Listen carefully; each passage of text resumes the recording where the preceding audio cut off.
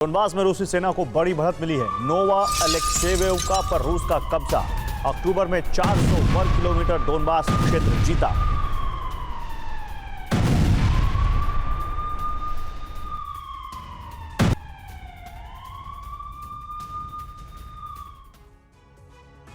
तो गाजा में संघर्ष ने इजरायल को उस राह पर खड़ा कर दिया है जहां से उसे दो दिशाओं में चलने का विकल्प मिलता है। पहला, हमास और हिजबुल्लाह को इजरायल से टकराने का अंजाम बताकर वापस इजरायल तक सीमित हो जाए, और दूसरा, इस संघर्ष को विस्तार देकर यहूदी साम्राज्य की जमीन वापस हासिल कर ले। और लगता है कि इजरायल ने दूसरा विकल्प चुन लिया है। ऐसा इसलिए कहा जा सकता है क्योंकि पीएम नेतन्याहू ने लेबनान में ऑपरेशन का नया प्लान एक्टिव कर दिया है। अब क्या है ये प्लान और क्यों ये दूसरा विकल्प है, इस पर एक एक्सक्लूसिव एनालिसिस देखिए। इजरायली सेना के उत्तर दिशा में बढ़ते कदम बता रहे हैं कि हिजबुल्लाह के खिलाफ सेंट्रल डिफेंस का एक्शन प्लान चेंज हो चुका है। पीएम नेतन्याहू अब हिजबुल्लाह के खतरे का हमेशा हमेशा के लिए अंत करने का फैसला कर चुके हैं।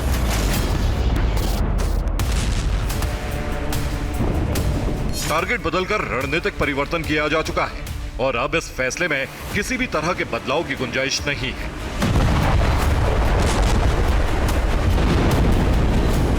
तो क्या इजरायल ने लेबनान को पूरी तरह से तबाह करने की तैयारी कर ली? क्या इजरायली फोर्स बेरूत पर कब्जे की तैयारी में है, या फिर हिजबुल्लाह के खिलाफ संघर्ष का फायदा उठाकर इजरायल सीमा विस्तार को अंजाम देने जा रहा है? सवाल अहम है और इनके उठने का कारण उससे भी ज्यादा अहम है।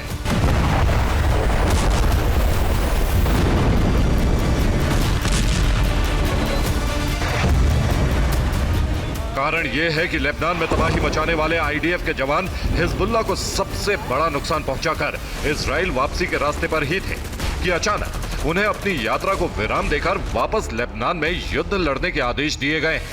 यानी इजरायली फोर्स ने हिजबुल्लाह के चीफ हसन नसरल्लाह को मौत के घाट उतारने के बाद जिस शांति स्थापना की कल्पना की थी वो महज कल्पना थी। इसीलिए पीएम नेतन्याहू ने काल्पनिक शांति को स्थायी शांति में बदलने का प्लान एक्टिव कर दिया है। लेकिन सवाल यह है कि इस प्लान को एक्टिव करने की जरूरत क्यों पड़ी?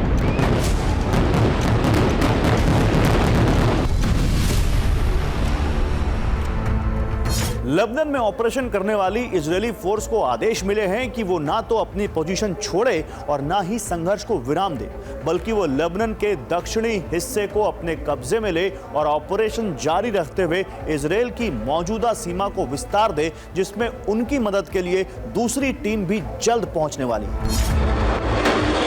प्रश्न अब भी यही है कि हसन नसरल्लाह की मौत के बाद कमजोर पड़े हिजबुल्लाह के खिलाफ ऐसी कार्रवाई की इजरायल को जरूरत क्यों है?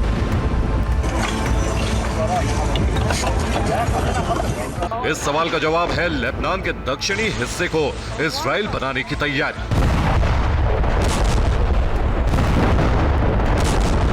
और यह फैसला इजरायल ने यहूदी साम्राज्य की पुनर्स्थापना का हवाला देते हुए लिया।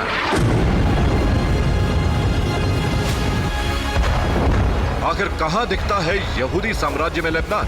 क्यों लिया गया यह फैसला? इसे इजरायली थिंक टैंक्स के बताए इतिहास के आधार पर समझ लीजिए।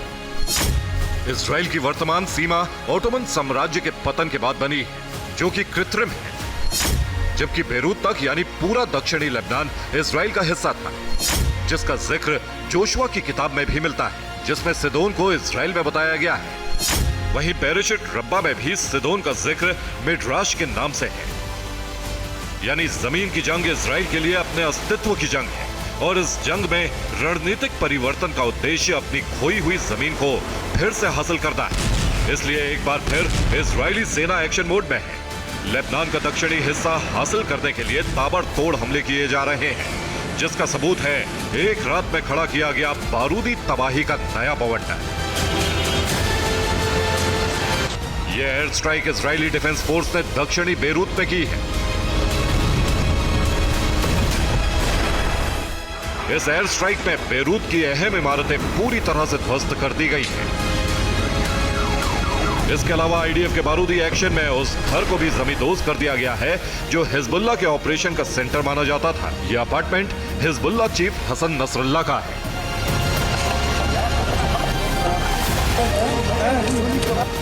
लेकिन सवाल यह है कि आखिर इजरायल का दक्षिणी लेबनान पर कब्जे का प्लान क्या?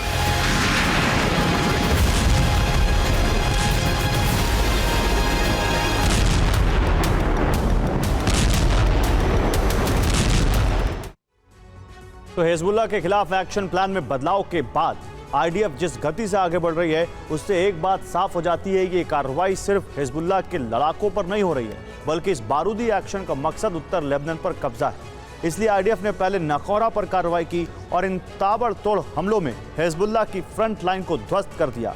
इसके बाद हिजबुल्लाह की फ्रंट लाइन को ध्वस्त करते हुए आईडीएफ के जवान तायरे की तरफ बढ़े, जहां लगातार बमबारी जारी है। इसी तरह हिजबुल्लाह की कोस्ट एरिया लाइन से सप्लाई काटते हुए अस शराफंद को भी आईडीएफ ने अपना निशाना बनाया, लेकिन आईडीएफ यहां भी नहीं थमी। कोस्ट एरिया लाइन के हम शहर सिदोन को भी बारूदी धमाकों से दहलाने में इजरायली जवानों ने कभी नहीं छोड़ी और अब आईडीएफ की पहुंच बेरूत तक हो चुकी है, जहां इजरायली हमले शुरू हो चुके हैं। और इन हमलों में हिजबुल्लाह को कितना नुकसान हुआ, इसे आगे विस्तार से देखिए।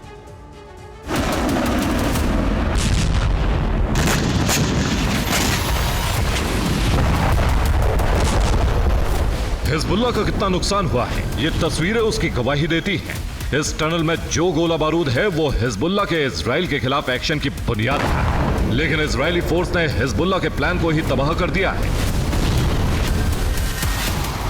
और इजराइल को धमकी देने वाली उस आवाज को भी इजरायली फोर्स ने हमेशा हमेशा के लिए खामोश कर दिया है, जो हिजबुल्लाह के लड़ाकों को प्रेरित करती थी और दुनिया को खौफ से भर देती थी।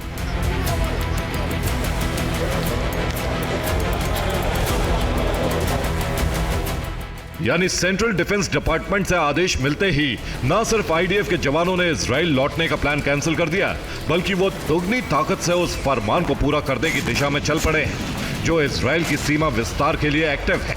और इसका सबूत है ये तबाही।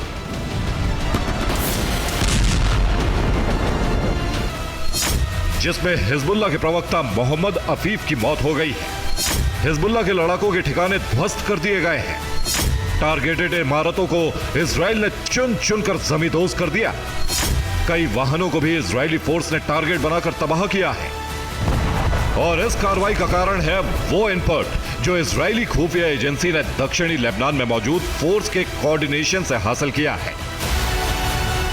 खबर यह है कि प्लान में बदलाव के साथ ही इजरायली फोर्स ने उन जगह और वाहनों को टारगेट किया है जो हिजबुल्लाह से संबंधित थे।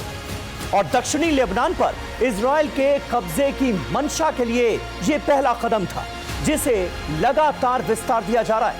यानी हमले अब भी जारी।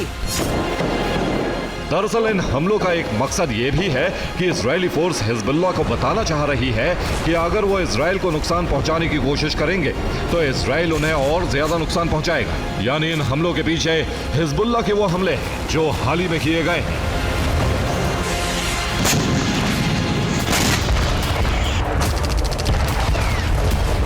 यह तस्वीर इजरायली कोस्ट सिटी हाइफा की है, जहां इजरायली नेवल बेस पर रात के समय हिजबुल्लाह ने बारूदी तबाही मचाने की कोशिश की। एक एक धमाके इजराइल पर भारी पड़ रहे थे, लेकिन हिजबुल्लाह के लड़ाकों ने शायद ही कभी सोचा होगा कि बदला इतना भयानक होगा। हालांकि हाइफा पर हिजबुल्लाह ने तीसरी बार हमला किया है, लेकिन तायरे से लेकर बेरूत तक इजराइल ने एक ही रात में कई बार धमाके करके पूरे लेबनान को दहला दिया है। Bureau report, TV9 Bharatvarsh.